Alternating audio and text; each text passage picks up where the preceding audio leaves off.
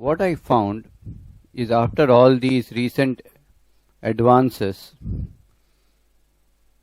that we have to be clear which expression of the patient belongs to which level. Because if it is a sensation level expression, you should not try to put it in a rubrics or use repertory. Then you will go wrong. And what is a sensation level expression? How do you know that it's an expression at a sensation level? You know this because it is a part of a pattern. And therefore, it is very important to know these various patterns. Pattern of each miasm, pattern of each kingdom, pattern of each sub-kingdom. Also, in that sensation level, at the sensation level C, there are three levels in sensation, A, B and C. A means kingdom, B means sub-kingdom, and C is source. And that source is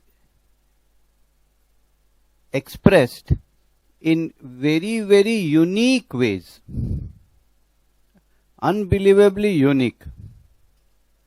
It is not even part of pattern. It's a part of the pattern of the source itself. So there are certain expressions in the patient which will belong to the source itself. He may give you. Suppose he says, I don't know why, but I feel that inside my chest there is something that is of a rubbery quality, something that is like a rubber. What is he describing? So he is describing something that he can see, sensate in terms of color, consistency, in terms of temperature, something which you cannot understand. That complete nonsense often belongs to the source language. So I think the one unique success story in case taking is the differentiation between which expression belongs to which level. And then you must know that as far as the name level, fact level, feeling level and delusion level, you can go in the repertory.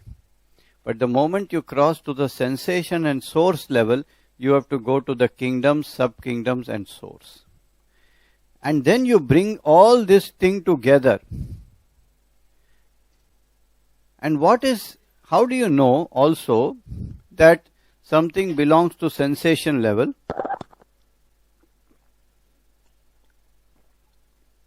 Because you will see that the body and the mind, they express a common experience or sensation. So in that way, then you can differentiate this experience. Is it mineral? That means structure, lack of or loss of something. Or it is a plant, which is sensitivity and reactivity. Or it's an animal where there's a story of survival and competition. Then you have also some expressions of the patient that denote the miasm or the pace. The person may say, I want to cover up everything. I want to hide things. Now, if this is a pattern, there is something in me that I should not expose, I should hide. It should not be known by anybody. I should cover up for my weakness. This is belonging to psychotic miasm. It's a pattern. If you take the rubric hide desire to, you will go wrong. Because it has a totally different meaning. Hide desire means somebody is coming to attack me and I need to hide. This is not that hide.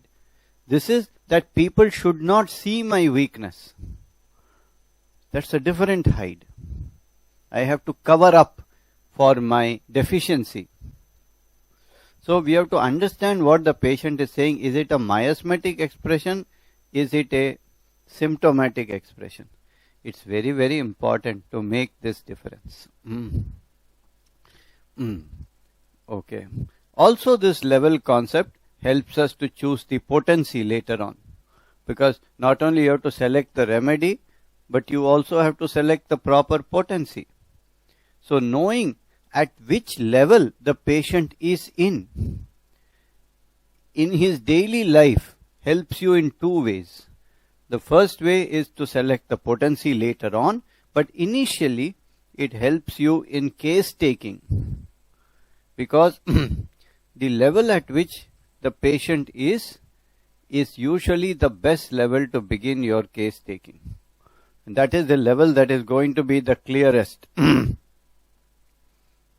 So if the patient comes at a sensation level, no point in trying to elicit local symptoms. It is not going to be clear. Same way, if the patient comes at a level 2 or level 3 local symptom or emotional level, no point pushing him to give the sensation. It's not going to work. So when the patient comes in the first minutes, you have to assess which level he is coming at, and then focus your energy there, because that's going to be the clearest expression of his remedy. And then with the other levels you can confirm. So that bringing all of this together, the symptom level, the sensation level, and the genius. The genius means the type of patient with the type of remedy. So genius indicates location. That means what are the organ systems involved? Where is the level of effect? Suppose the level of effect is in the bones and the joints. So another type of remedy. Some on the glands, another type of remedy. On the blood vessels and blood, another type of remedy. Similarly, what is the type of pathology? Inflammatory pathology, destructive pathology, spasmodic intermittent pathology, very neuralgic pathology. What is the speed? What are the general traits? What are the exciting factors? Is it grief? Is it loss? Is it shock? Is it indignation? Is it physical injury? Is it sprain, strain, overlifting, change of weather, temperature? So certain remedies are affected like that. So in this way, the type of person, the general modality, the general sensation, all these come in the sphere of the genius.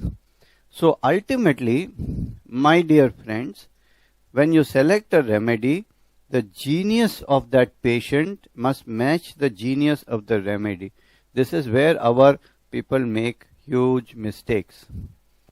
They match the symptoms, but the remedy is not matching.